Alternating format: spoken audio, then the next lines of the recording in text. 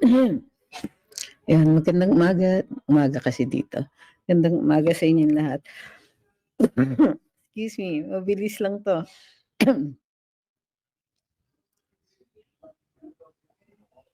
Okey. So yan, dali lang. Ayan, magandang umaga sa inyong lahat. Ako naman ngayon ang magtatanong sa inyo, kamusta ang experience ninyo kahapon sa ano ba 'to, sa ating sa mga rallies yesterday? Let's hear your views on it. Kasi meron akong theory about this.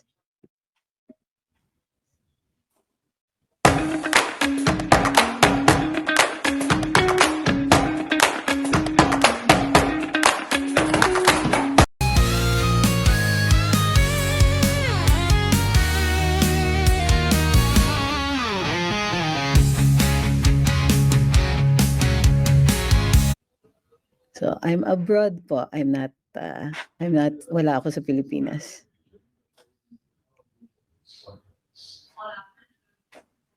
Hi, magandang umaga po sa mga nanonood sa atin sa TikTok. I hope you are well. Changing towards the dry seasons and weather wet seasons. That means Sabi ni Jing, kaka-timing, kakauwi. So, I understand yesterday na mayroong iba kasing mga rallyista. I understand from some of the left, nagrereklamo sila na hinaharang daw sila ah, ng ng authorities. I understand it was the PNP. Ang sabi nila, despite coordination, ay hindi daw sila pinayagan tuloy-tuloy na makapag-rally. So there are some people who are saying, ay, hindi lang naman talaga kayo makamaster ng crowd. So gumagawa na lang kayo ng dahilan. Merong iba naman na nagsasabi na talagang may actively naghaharang ng mga autoridad doon sa mga gusto sana magpulong-pulong kahapon. So, kayo po, ano sa tingin ninyo? Ang ilan sa inyo ba ay nakapagpunta? So, mayroon din namang mga natuloy, and I understand dun sa isang oras na nakita namin kasi medyo lumalim na masyado ang gabi dito, ang nakikita nating numbers na nakapagpulong ay estimated at about 3,000. Dun sa isang grupo, sa main group na naandun sa EDSA itself. Okay? So, kayo, ano sa tingin ninyo? So far, ang impression namin over on this end is that, well, marami pa rin talagang nakapagpulong. It's just that it wasn't the expected number. Of course, given na yung mga even during the hype up, during the run up towards the rally yesterday, we already got the impression na hindi talaga marami ang makakarating. Although the Catholic Church did participate, hindi ganun pa rin yung crowds. Regardless, ang tingin ko dyan is that ang importante regardless of what side we are in, magpoprotesta tayo tungkol sa korupsyon dito sa gobyerno. Gayunpaman, this now places into a different perspective kahit yung ating mga efforts. So, to be fair, yung mga efforts natin have been consistent, have been more often. We've been doing it more often and with better results than this one. At least ito yung impression ko. I need to see what the impression is from those who were actually there. So, may mga natanungan tayo, and that dun din sa mga sources, siguro in total marami namang nakapagpulong-pulong, but it is nowhere near yung pagpupulong ng INC or ng ibang mga participants in the last rally that we conducted.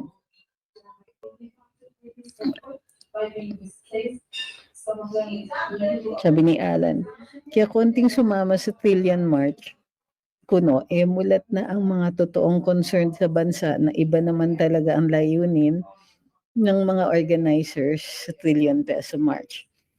Well, posible yan.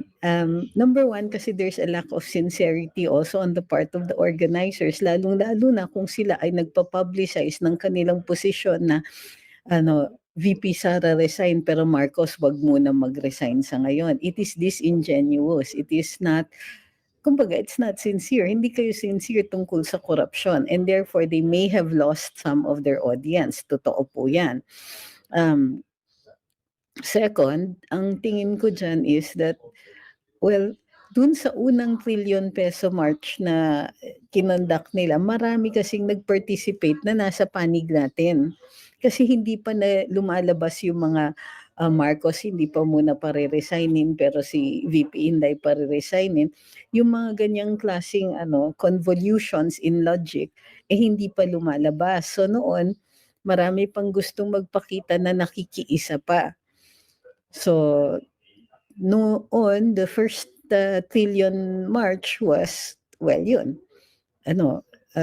Marami pa talagang yung sincere, marami pa yung gustong magpakita ng kanilang pagkadismaya doon sa ginagawa ng gobyerno. At the same time, hindi pa disingenuous nga yung mga nilalabas ng ilang mga organizers.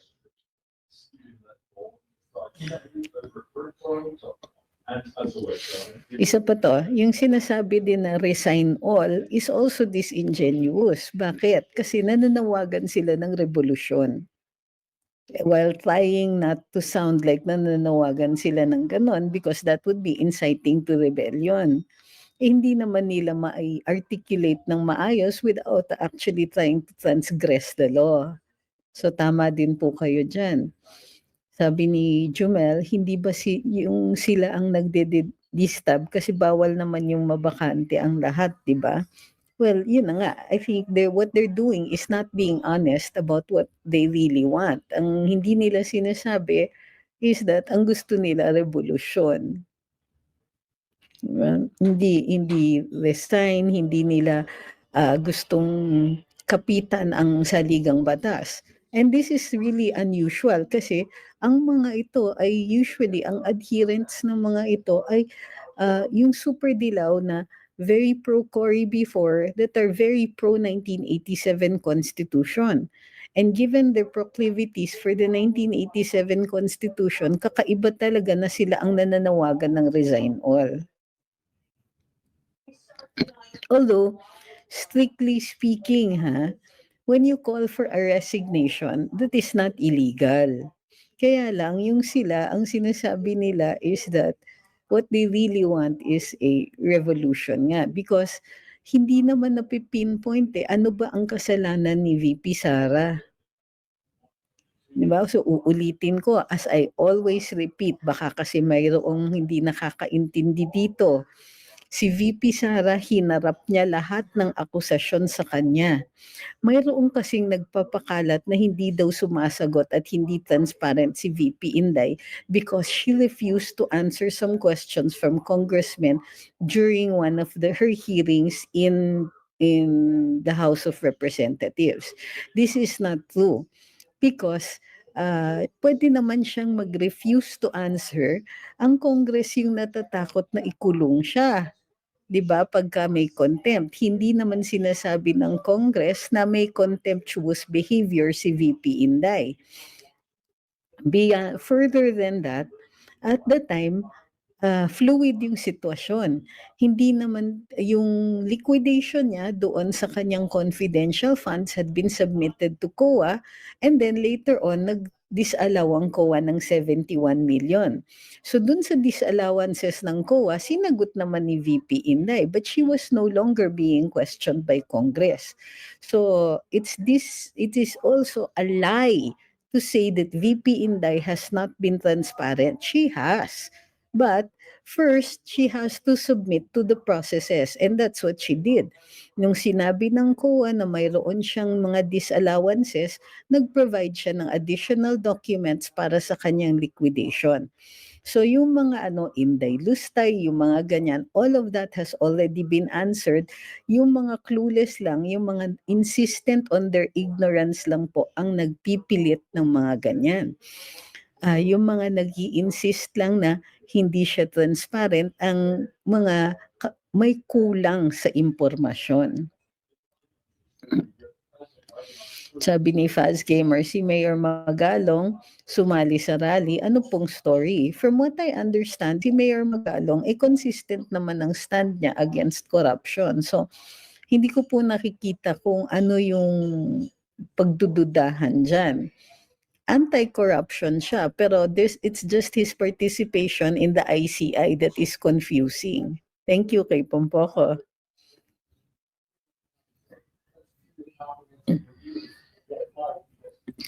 Sabi ni Momento, sa CF galit, sa trillion corruption, nagmamasid. Yun na nga eh.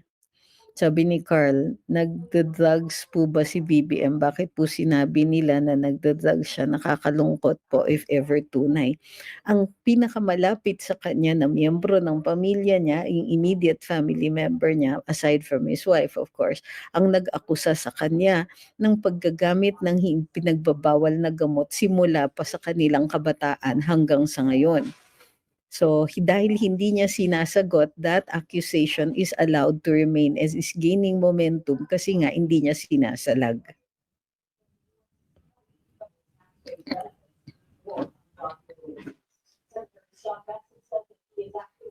Sabi ni Baka Squatter, Marcos resign, bagsak piso, walang infrastructure, walang investors, walang pondo, PGH gold reserves, malapit na maubos, may exposed na pulboron, Saldi exposed mastermind, corruption, Dean Chase exposed an audio during the party.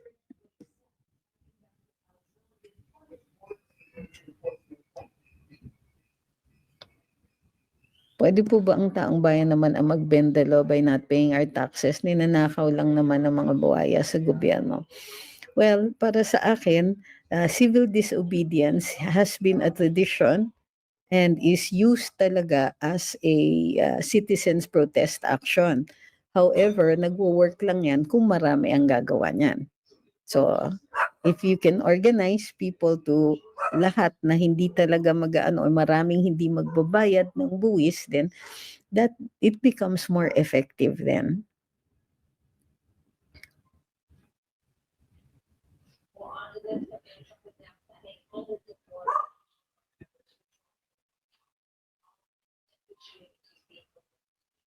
Sabi ni Ma'am Karen, I'm confused. Magalong said mali sa ano yan? Si Magalong sumali sa rally na pinag-resign din si Inday. I don't think na nawagan naman si Mayor Magalong ng ganon. So I think we're going to have to distinguish that one. Sabi ni Ma'am Karen, she was audited naman. Wala naman tayong issue sa mga ganon. Like I said, ang importante dito ay ipalaganap natin ang tunay na impormasyon. Kasi hindi naman yan kumbaga that is publicly available information.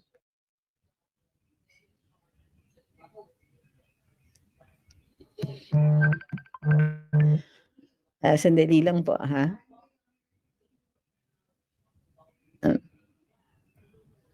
Hindi ko po nabasa yung sinabi ni Attorney Conti, so we will not comment on that yet. Kulang yung kaalaman ko dyan. Baka makakos lang ako ng confusion.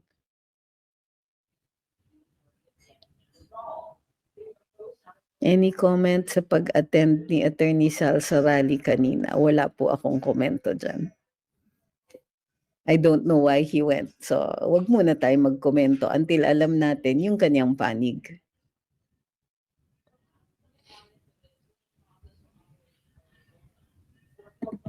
Sabi ni J6, sabi ng apologist ni Magalong, he is playing a high-level game daw, kaya di daw natin maintindihan siya.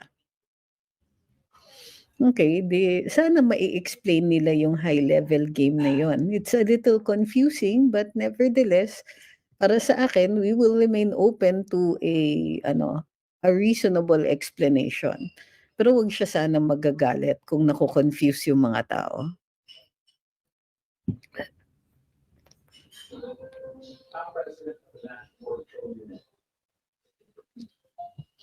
Tinatanong ni Fast Gamer kung natakol na sa stream. Yes, we actually did. In fact, A lot of people had missed that point na may panalo si Kaufman dun eh. That actually a former ICC judge, Raul Pangalangan, had pointed out that this is a novel argument, bringing up the matter of a health concern as like an alternative motion to dismiss.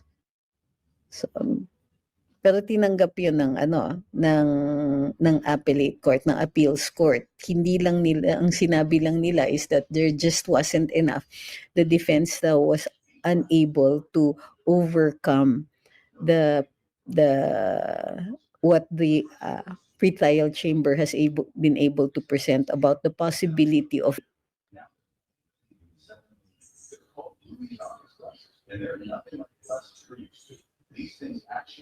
Ano yung sinasabi mo, MMC? Please elucidate. Without needing a prescription. It's like getting perfect vision on demand. And the best part, no doctor visits, no access. Sabi ni Jamaica, mag-wave 3 daw si Kiko D at si Torre nananawagan makiisa daw tayo. Nakakatawa. Well, I think the purpose really is to confuse people. And on that score, they're very good at it. Kaya lang, ang hindi nila nakakount on is yung stubbornness or yung insistence ng mga katulad natin on a more rational reaction to this corruption issue.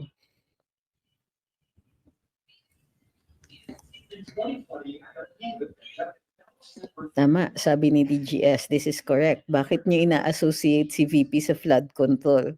Wala nga siyang insertions as per Leviste. Kuhang-kuha ni Falsis at Rafaela David yung inis ko. God, these people. O yun na nga eh. Yun na nga, ini-insist nila na may corruption when the fact is it has not even been established. The whether or not VP Inday is involved in any corruption has not been established because there is no decision yet from the Commission on Audit. And without a decision from the Commission on Audit, neither can the Ombudsman be able to proceed with its investigation. Can a sex video be subject of impeachment if the one involved is the highest position of the Republic? It really depends. Marami masyado tayong pagkukulang ng impormasyon dyan. So,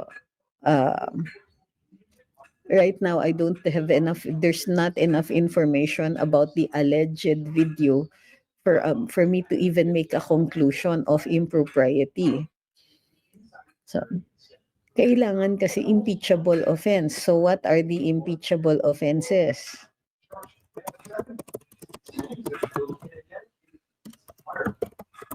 Okay, so culpable violation of the Constitution, treason, bribery, graft and corruption, other high crimes, betrayal of the public trust. So saan po papasok dyan? So kung hindi yan pasok doon sa mga impeachable offenses, then hindi siya ground for impeachment.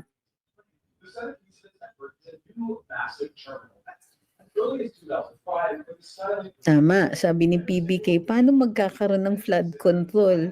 Si VP Inday, ikalaban nga niya ang admin, hindi naman siya bibigyan ng pera for that.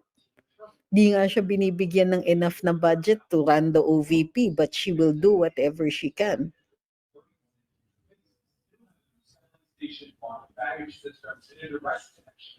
For American terminal that concentrates banks, partners, and chasing terminal to its international functions. There's a kind for walking rail plus as Sabi ni Veritas, today's rally only proves one thing: majority of the people do not agree with the ideology of the left and that they still don't have enough numbers para maipanalo ang kandidato nila. Even after ng lahat ng binato nilang putik sa mga Duterte, olats pa rin sila.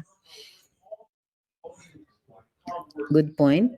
I'm sure lalo silang na-insecure and kinakabahan ngayon. Totoo yan. I think that was a big, they took a chance. Malaking gamble yung ginawa nila na mag-mount sila ng rally at this time. Although to be fair, kasi ang tingin ko dyan is medyo holiday season na ang Pilipino mahihirapan talaga to master the energy to go to rallies, lalong-lalo na sa hirap ng panahon ngayon. At dahil mahirap ang panahon, kailangan magtipid, kailangan mag-ipon kasi magpapasko. So it works both ways, no? Hindi lang sa kanila, sa atin din.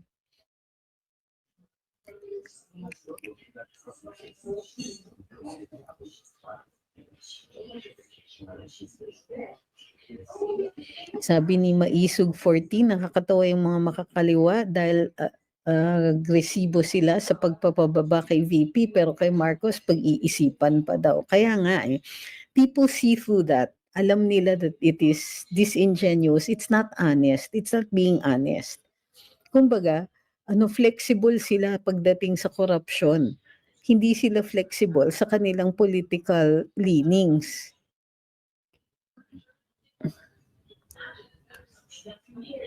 Sabi ni Joe, sobrang ginagawang tanga ng admin ni BBM ang mga Pilipino. Hindi naman tayo pinanganak kahapon para itago sa atin kung sino ba talaga ang responsable sa korupsyon. At talagang gagawin ng BBM admin ang lahat para mawala si VP sa landas nila. The existing parking garage needs to be polished and replaced with a new 6-level parking at an 800,000 square foot space. The design removes 400+ sidewalk columns, raises roof lines, installs dynamic glass, and reworks checkpoints. Sabi ni Levi, Catholic ako pero hindi ako sang-ayon sa kanila. Ako pa sana yung pang 7,001.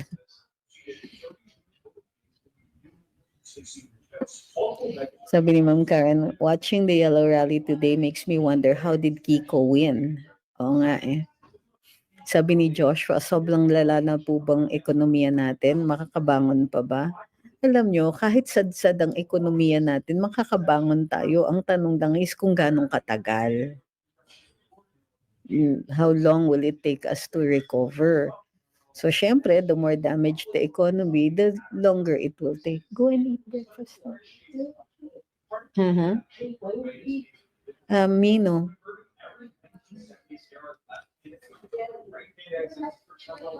Sabi ni JT De La Cruz, hindi rin kami tanga para paniwalain ninyo na magaling si Sara, na mabuti si Sara, etc. Wala naman sa aming nagsasabi na kailangan pa namin kayong i-convince Kasi sa totoo lang, confident kami sa numbers namin. Kayo yung hindi. Kayo yung insecure dyan. Then in fact, you cannot argue your case. Ganito po yan, JT De La Cruz, 1635. The presumption is that every person is doing the right thing, is obeying the law, is in good faith. Yan po ang nakalagay sa batas. Those are the presumptions. Kung kayo po ay merong sinasabi na hindi nararapat si VP Inday, kung mayroong kayong masasabi tungkol sa may kakulangan siya o mayroon siyang nilabag sa batas, kayo po ang may burden para magpatunay nun. Kami, okay na kami. You don't have to convince us. We don't have to be convinced. Alam naman namin yung kakayahan ng aming Vice President. So kayo po yung may burden yan and hindi po kami worried. Kayo dyan yung galit na nga pero hindi kayo makausad. Kasi partida yung 2025 elections was sufficient guarantee or sufficient to show na may lakas talaga kami. Were it not for certain matters na kaduda-duda sa nangyayari sa loob ng COMELEC at sa possibility of foreign intervention.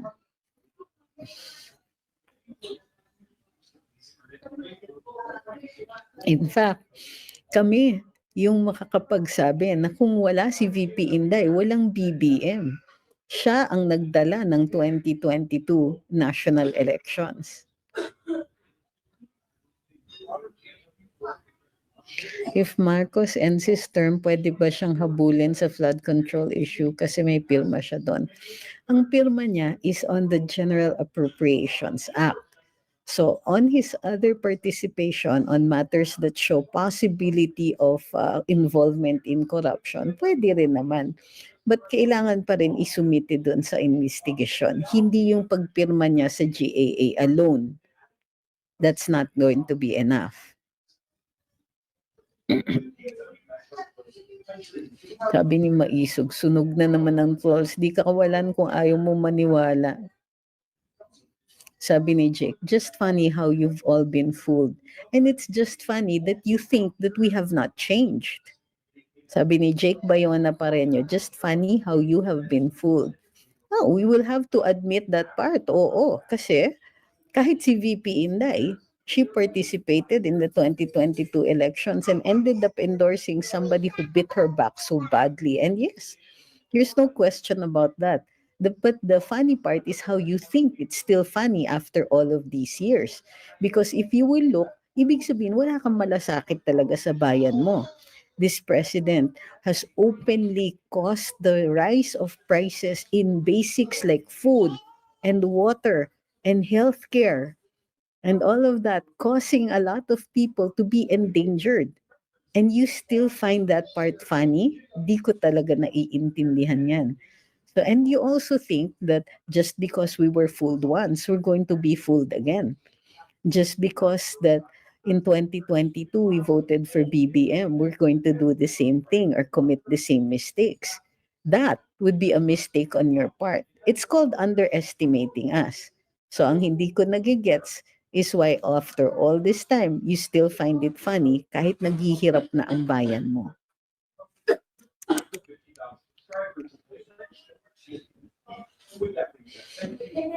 Hi kay Edzology. Ang akin lang naman po, as long as hindi natin pinipigilan ng isa't isa, wala naman nagpipigil na magpahayag ng malaya sa bansa at tungkol sa bansa. I think we're on the right path. Ang problema ay kung may silencing. Oo naman. Although dito, walang silencing. I think that everybody should be heard at kailangan din kung sakasakali sasagutin. If valid naman yung points, kailangan sagutin para para may diskusyon. Kasi sa diskurso, diyan lalabas yung impormasyon na kailangan natin.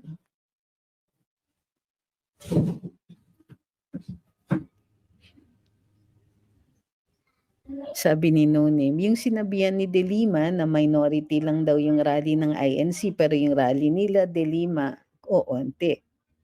Well, I suppose that's par for the course pagdating dito kay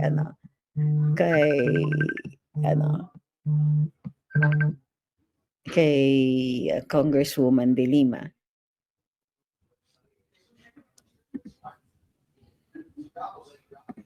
Sabi ni Ma'am Karen, imagine Inday has to go through a needle pag ino-audit. She has to be a saint while almost everyone is uhaw sa kakakulimbat. What will they say if COA will finally release the 70+ million notice of disallowance that she complied?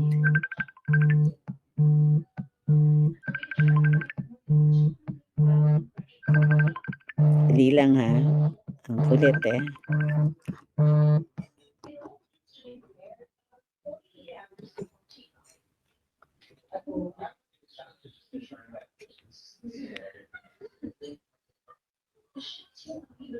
Dali lang po. I really have to address this one. So, sabi ni Drake, paano mananalo si VP Sara kung hawak ng administrasyon ang COMELEC? Well, ganito po kasi yan. Noong 2025 pa lang, in-address na natin yan.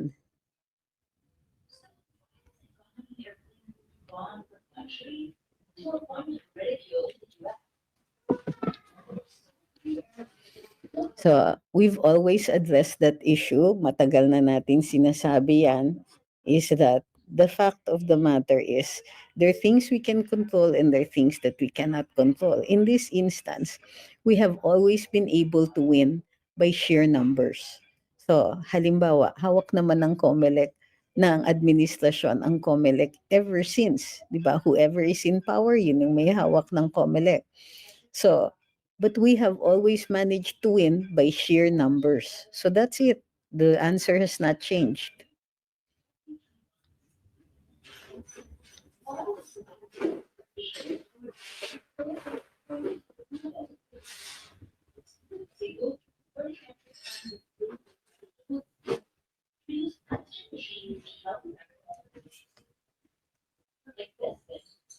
Sabi ni Dire Post, Oh my God, attorney, please put this on YT. Very quotable quotes. I missed to record it as I'm working. Nasa YT po ito. Nasa Facebook din po. So, ulitin ko ha. Para dun sa mga nanonood sa atin, huwag pong kakalimutan, like, share, follow, and subscribe. For TikTokers, don't forget to share. At saka please press the like button as many times as possible. We are on Facebook on 2 accounts, Luminous by Trixie Cruz Angeles and Ahmed Paglinawan and Trixie Cruz Angeles. Both of them are pages. So live tayo dun sa mga pages sa Facebook right now. And we are also on YouTube at Luminous TCA and AGP.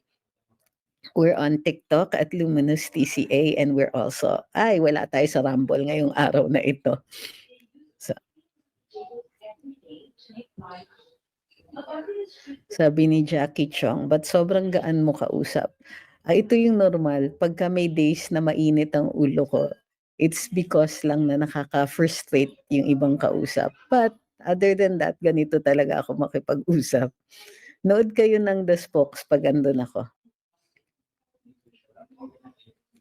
Lalo na yung interview ko kay Attorney Harold Respicio. Yun, masaya yun. Sabi ni Jumel, may next rally pa ba tayo na mga gusto ng maayos na demokrasya? Paano ba bababa si Bangag in a legal way? Aside sa impeachment, kasi wala namang mangyayari doon. Bayad na yung mga buhaya doon, gaya ng pagpirma sa impeachment kay VP. Well, right now, the only available political solutions are elections, rallies, and impeachment. Diba? So, kung ang pinaka-publicly available sa atin are rallies, we have to make it a successful one. Kailangan marami tayo for us to be able to make a difference.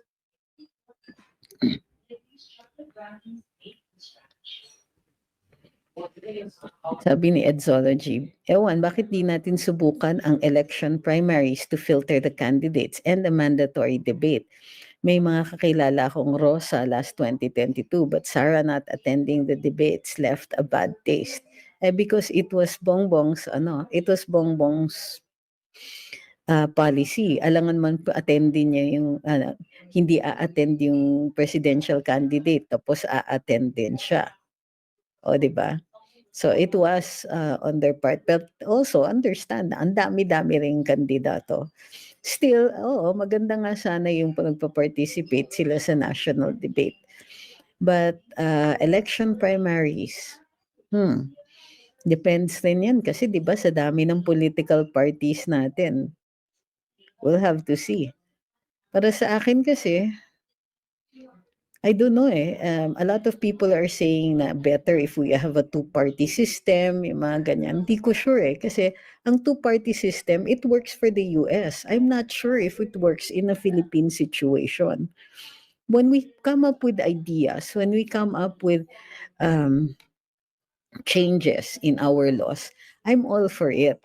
Pero we have to take into consideration kung ano ang kultura natin.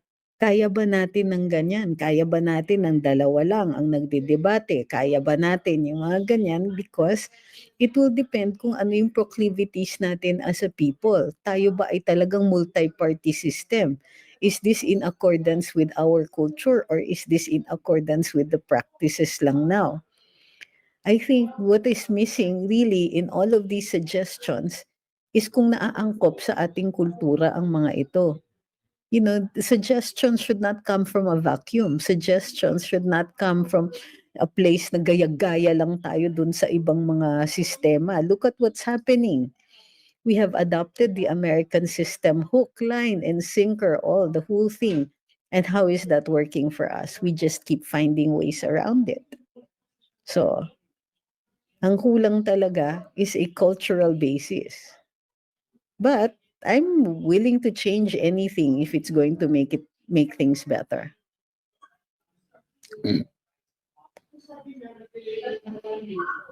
Sabi ni Oliver, sitting pretty lang si BBM kasi lahat ng binigyan niya ng mga maleta ay pagtanggol siya tooth and nail. Kasi sila ang unang makukulong pag nag-resign si BBM. Maleta hunt challenge tayo, alamin sino. Ako kasi, I'm a little more optimistic than that. Hindi ko iniisip na sitting pretty si BBM because he has his trust and approval ratings in the toilet right now. And as any politician knows, that yung political life mo will depend on how popular you are because it is a popular election. 'Di ba? Your effectivity as a politician depends also on how people think of you. So hindi natin pwedeng sabihin sitting pretty. Kung ano lang yung mga attempts nila lang to keep a lot of people from sa pagpupulong-pulong, to keep a lot of people from coming together at rallies, pinapagod nila yung mga tao, pinapagod nila yung mga autoridad. All of these, you shouldn't blame the people for that. And no, if the fact that the admin has to prevent yung mga assemblies, that means na meron talaga silang problema. So, I wouldn't say sitting pretty. You're just using kumbaga, binibigyan mo lang sila ng libreng PR. Hindi sila malakas. The trust and confidence of the people in them, hindi malakas. So, you can't say sitting pretty, everyday nahihirapan din ng presidente. Everyday, nahihirapan na yan matulog, nagkaka-issues na yan sa pagtutulog kasi natatakot siya at the possibility na baka one day, the people will just get so mad that no matter what kind of strictures they are placing on assemblies, hindi na magmamatter. So, don't do their PR for them. Don't make them appear to be stronger than they actually are. They're barely holding together. But they do enjoy the presumption of being in power, the presumption that they are legitimately occupying positions in power.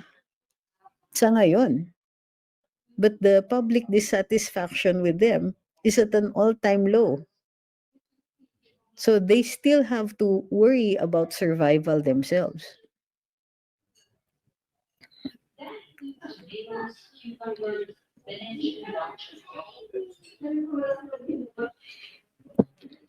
Sa akin, I would strongly encourage you not to project any strength on the part of the administration. And while it is true that they occupy the positions of power and they enjoy the presumption that they are still the legitimate power authority in this country, it doesn't mean that they're having an easy time of it either.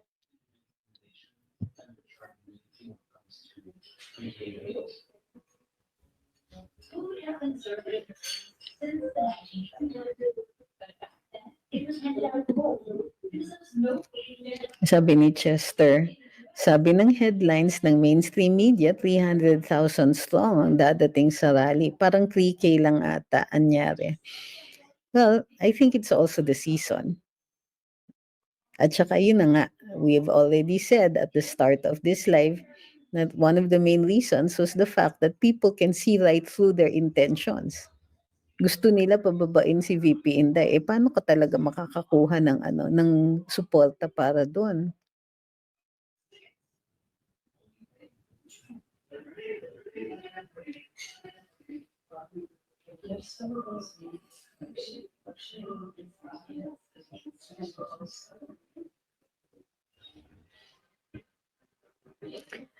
Sabi ni Ma'am Gracia, sinasagot niya yung troll. Sabi ng troll, bakit daw may logo ng Cherry Mobile sa likod? Sabi ni Ma'am Gracia, hindi yan Cherry Mobile. Minute ko na muna, troll yan. Pagka ganyan yung troll, hindi na yan pinapansin.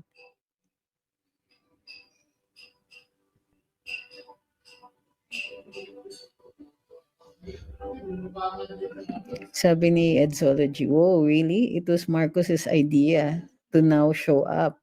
Feeling ko nga din bilang go naman si Sara sa media to not show up." Yeah, it was.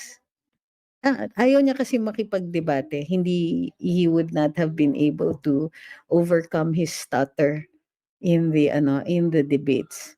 So, baka naman masyadong malakas yung showing ni VP Inday.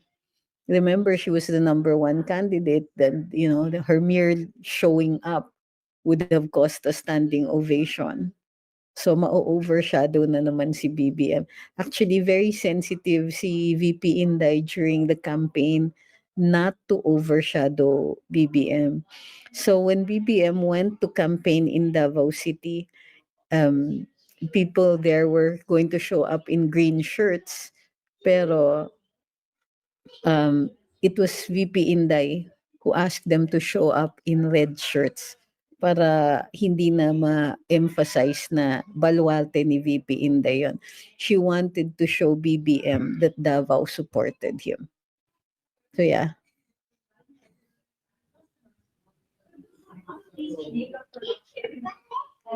Hi, Sir Jojo. Dito si Sir Jojo, pakibati naman si General De Leon. Naks, nakatambay kayo dito ah. Aren't you supposed to be asleep? Ano? Sir Jo.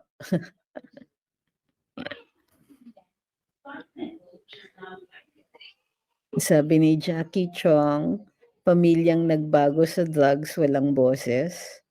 What do you mean nagbago sa drugs?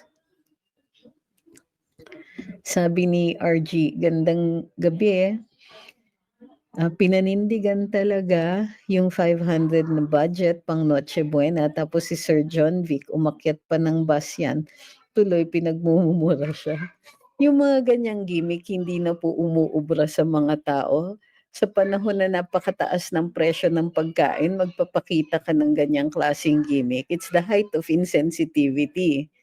Kung umakyat sana siya ng tren o ng bus at namigay siya ng pagkain, baka naano pa siya, napansin pa siya. But these people, they're so cheap, they won't even think of that. Sabi ni Ma'am Carno, I do think B is not scared sa galit ng mga tao, that he's still insensitive na nanatili sa position kahit lubog na ekonomiya and mas maraming naghihirap. There's no single answer to that. It's a combination of a lot of things. Number one is the wishful thinking on his part that everything is still all right. Number two is that, he's really afraid of thinking of the alternative.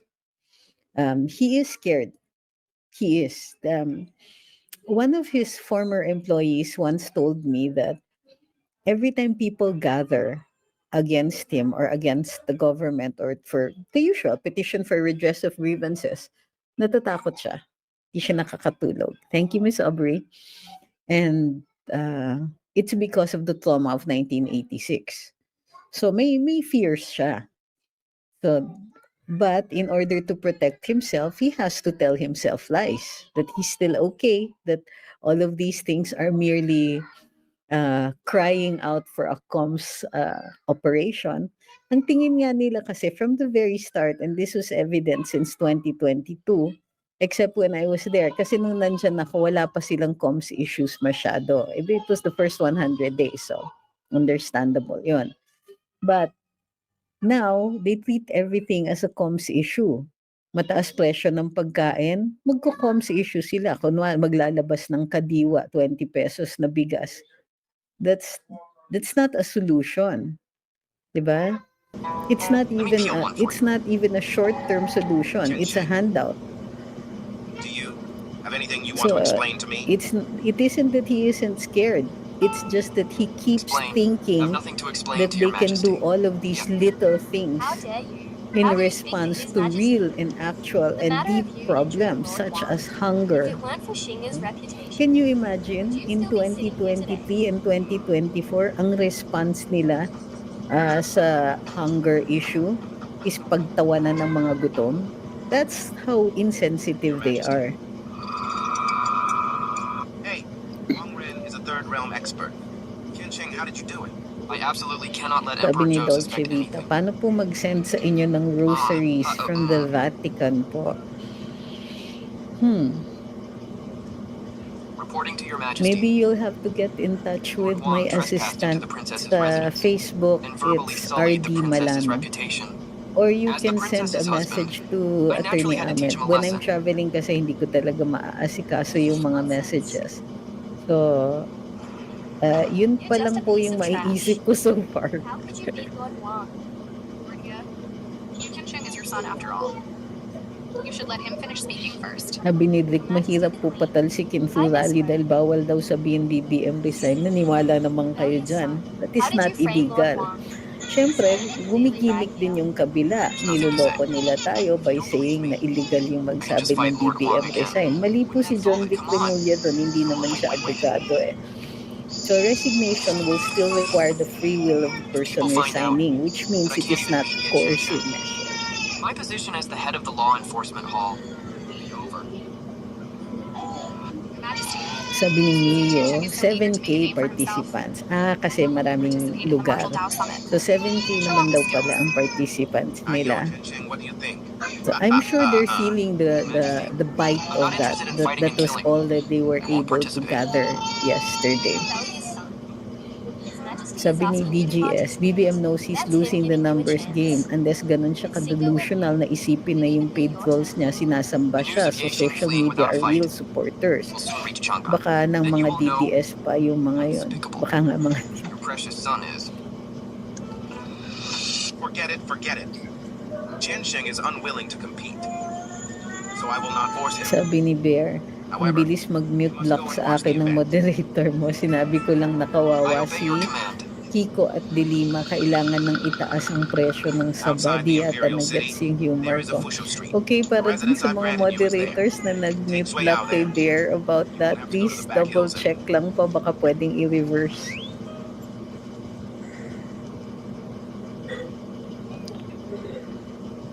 Sabi ni No Name, 7,000 times 1,500 pesos. Marami pa rin silang pera. Good. Hi, Ma'am Gracia. Let's go. Okay Take daw my leave. po. Sabi ni DGS, BBM knows he's... Ay, nabasa ko na pala yan. Hey, Yaching. Is there any news from Yaching? Reporting to you, Majesty. Sabi ni Ma'am Jennifer, gising bayan hanggang ngayon hawak pa rin tayo ng mga Romanong Padre Damaso. And Shinga is already on his way Bear, back. BH, Bear, ano po yung pangalan niya? Bear Baido ang nakalagay For this dito sa competition, we Facebook. still have to rely on Singh. So, Yeah. siguro it's the last one. Sabi ni Helsam, nagkamali, nagtaktika ang mga kakamping at dilawan komunista. Kala siguro nila marami ang mauukto nila dito sa rally kung tuusin noong September 21. Kaya maraming tao dahil sakay lang sila sa organizer ng hip-hop group. Oh. Sabi ni Ed, 16K ang police officer, 7K nag-attend sa rally. And this was for the whole day na. There's more here. This one over there, gently. Ayun, Jamaica Vuto. Slower. Nappy Boy says, gumalaw na yung habeas corpus if ever in favor kay PRD yung ruling. What's next po? Pwede na They won't value me. baka na makasuhan yung team group I know what I'm effort. It will depend po kung ano yung decision. I won't go to the Huwag yung competition madaliin.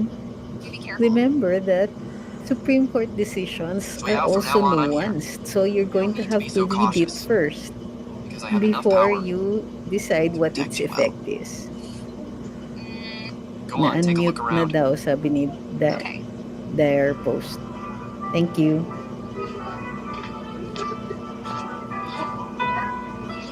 Sabi ni According to the system's Julian's prompt, World, wag na tayong magbigay donasyon sa simbahang katoliko. Diretso na lang sa mga mamalimos this good show yung gusto nating ibigay sa simbahan. is finally about to begin. That's also a good point, ha?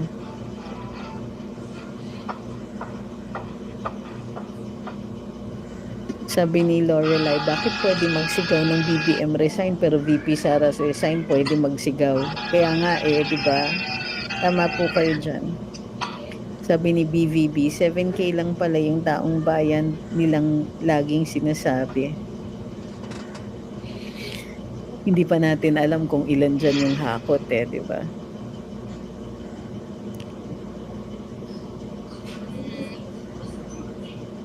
Ay iba daw po ang TikTok ni Bear.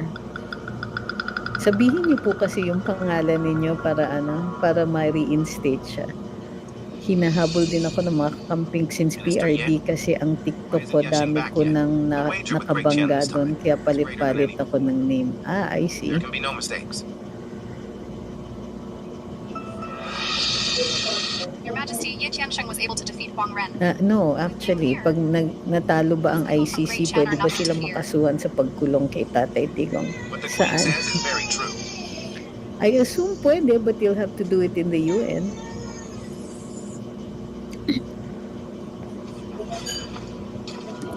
Sabi ni Mio, aminado naman daw yung apo ni Ninoy, apo ni Ninoy, na isa sa organizers, na palpak ngayon kaya may part 3 pa daw yung rally nila. Well, Emperor Zhou. sabi ni No Don't say Name, that we 7K great majority, 600K minority. Today, I have brought only Wu Cheng to fight. Oo nga eh. If you can defeat Wu Cheng, you'll consider it your victory. Arrogance. You think you can Sabi take on our ni- entire Great Zhou by yourself? Isanodara, Peak of the third realm. Hey, Yeah. a bit interesting. nasampal Hey, ng Qiansheng. realidad ang mga Is his nagrarally. cultivation level? Could you handle him? Majesty. Tianjin himself is a piece of trash. If he goes up, I'm afraid he'll bring shame to Great Zhou. In my opinion, Sabi ni It's Romel, better to I'm wait for concerned Shinya po to sa return." inyo, parang may napanood That may ako be na so. sasampahan daw Can ng Shinger kaso make si it back Kong in time? Miao at nagulat ako Report bakit General Li kasama Minghong ka has po. returned. Well, let's see. Wala That's pa naman po ako natatanggap na reklamo tungkol dyan. So, demon suppressing pass. we will Shinya cross must that have bridge when returned we as get well. there. Ako, kampante ako na wala I'm naman afraid he won't be pong coming ganon. back. Hindi, I'm kampante ako na yung pinaparatang nila na supposed reklamo, which is unclear to me as of now, this is something that I can address. So, wag po kayo masyado pang mag-alala sa ngayon. Well, kumbaga, wag niyong unahin yung takot o galit. Tignan muna natin kung ano yung paratang. Sabi ni Ellen, the entrenched culture of corruption. Oy, walang ganun ha, culture of corruption. Wag naman po ganun kasi ang laki ng word na culture. It means that every single person in the country, regardless dun sa kanilang ethnology, regardless of their upbringing, regardless of anything, ay corrupt. Hindi naman po ganon. Hindi po, wala tayong kultura ng korupsyon. Hindi lang po siguro nababagay yung sistema sa ating kultura. It's not a match. We're going to have to create a much more Filipino system where we don't, hindi natin binabakbakan ang sarili natin for how we react to certain situations gawa ng ating experience as a people. Kasi ganito yan eh. Many of us were brought up to think that the Western methods are the only methods. That the Western system is the only system. Diba? And no, bullshit. I think it's cow manure to say systemic ang corruption. Because then, you can fix a system. But we keep fixing it. We keep fixing it every darn day. We have rules that are increasingly strict pero hindi naman nakakatulong kasi the people we put in position don't feel the need. Tingin nila pag nakaupo sila, royalty na sila. Imbis na serve yung mindset because nga iba yung kultura. We're going to have to think up of a system that is far more responsive. And hindi ako naniniwala na magkukopya lang tayo ng kahit anong sistema sa buong mundo. Hindi ako naniniwala doon. Kahit anong sistema yan, kung hindi yan naaangkop sa ating kultura, hindi yan makakatulong sa atin. Kailangan kilalanin natin ang sarili natin. At hindi natin binabakbakan ang sarili natin gawa bunga ng ating experience. A lot of us are really afraid of authority. A lot of us, ang response natin, even dun sa mga pagmamalupit ng mga autoridad, ay magtago at mag-survive muna until the next administration. We've been like that since the Spanish colonial period, since the Americans and the Japanese and even whoever corrupt leader. Ang ginagawa natin, we go into survival mode lang. Oo ng oo, tago ng tago. Diba? Imbis na talagang talunin at baguhin, the hiding has worked for us for all of these years. This is our trauma response to colonization, to war, to martial law under Marcos Sr. This is a trauma response of the people. Tapos papagalitan ninyo, sasabihin ninyo yung mga tao, mga bobo, mga tao duwag, mga tao ganyan. Hindi. Intindihin muna natin ang sarili natin. Intindihan natin ang Filipino psychology. Sa tingin nyo, nakakabuti yung iinsultuhin ninyo yung mga tao when all they're doing is trying to survive? Diba? Hindi naman yata fair yun. We're so harsh on each other for not being able to comply with the Western system in our own home. I think that's mean.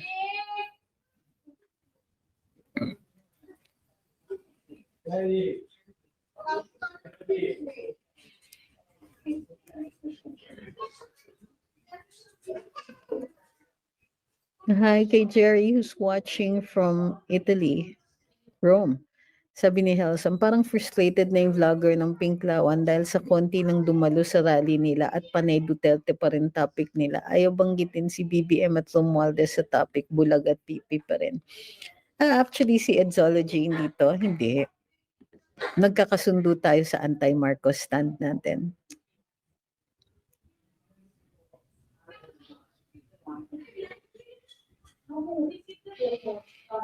Sabi ni Levi, may plan si Barzaga mag-file ng impeachment against BBM. Alam naman natin na malabo mag-prosper. Bad move po ba yun? Well, kasi the danger is that you're only allowed one impeachment proceeding per year, di ba? So, kung papansinin ng Kongreso yon and it fails, then it will be another year before an impeachment can be refiled. Yun yung danger. But kung sa tingin niya, he has the numbers, I'm pretty sure that gagalaw siya ng tama.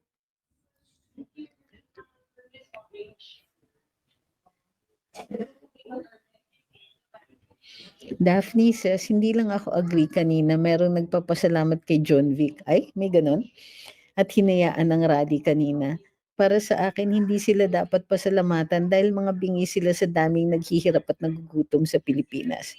Well, hindi lang yun. Ang pagrarally ay karapatan natin. Nasa Bill of Rights yan. The freedom to peaceably assemble and petition for redress of grievances is under Article 3 of the Constitution.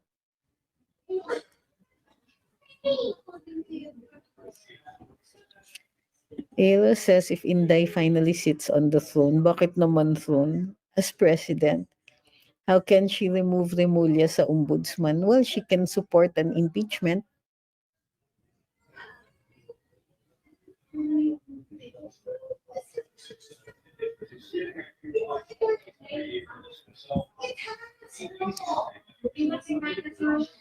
Sabi ni Dilo, this administration mistakenly prioritizes social media following, believing that greater visibility translates to public support. Well, on their end, it doesn't. However, support ultimately stems from visible leadership efforts, not mobile phone access or online defense. Si Auntie Claire parating ready to attack. Pwede bang ma-reprimand si Jesus Falsis for continuously being arrogant in questioning and deliberately calling the decision of the Supreme Court wrong? We're allowed naman to criticize Supreme Court decisions. Ang bawal yung to open the court to ridicule or to make them vulnerable to ridicule because the court relies on one thing and one thing alone to maintain its authority, and that is the trust of the people. So, I assume that you can, if you want to, file a disciplinary measure against Attorney Falsis for exposing the Supreme Court to ridicule. So, pwede siyang ireklamo.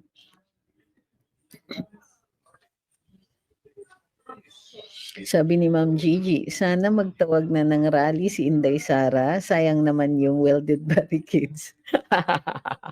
Also good point. Pero, you know, the VP, we need to make sure that our VP is safe. Na hindi siya makakasuhan ng mga incitings, na hindi siya paghihinalaan na nagli-lead ng rebellion or anything like that. Kasi nga, we need to preserve, all she needs to do is survive until 2028, and then that's where the magic begins, kumbaga. But if kung sakasakali tayo ay makapag-muster ng enough na tao sa kalye para makapag-petition for redress of grievances, then we have to keep VP Inday out of that.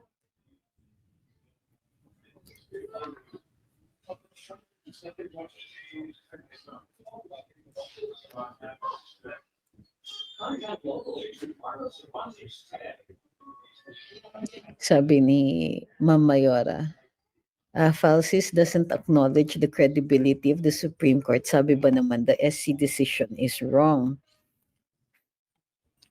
Pwede naman sabihin yon, but he must make a reasoned argument, kumbaga.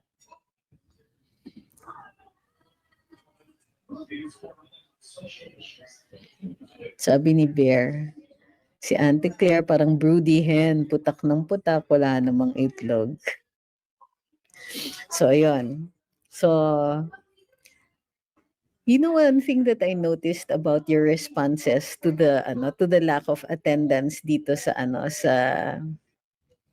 sa rally ng kabilang parlor kahapon, ang tingin ko kasi dito is that wala naman sa inyong nagdidiwang, which I like. Kasi nilirespeto pa rin natin yung karapatan nila na magtipon-tipon at mag-petition for redress of grievances. And nobody is really happy about, not celebrating the lack of turnout, except maybe the administration. So I like that. Walang nang iinsulto sa mga sa mga taga-kabilang parlor. Pero I think that it is also important for those who were rallying yesterday to understand that one of the reasons we don't really want to join them is because of the lack of sincerity against corruption. You're not against corruption if pati si VP Inday na wala namang flood control at nag-participate naman siya doon sa COA at hanggang ngayon wala pa rin resolution yung sa COA. To say that VP Inday is involved in anything like that and trying to taint her with the same brush is not going to work. Kasi unang-una, you're talking about billions and trillions na ninanakaw harap-harapan sa atin while people are hungry. Habang mababa ang kita ng mga tao, lahat pa na yung pagbubulsa ng pera. Or at least this is the impression that we're getting. Ang nakikita natin sa mga revelasyon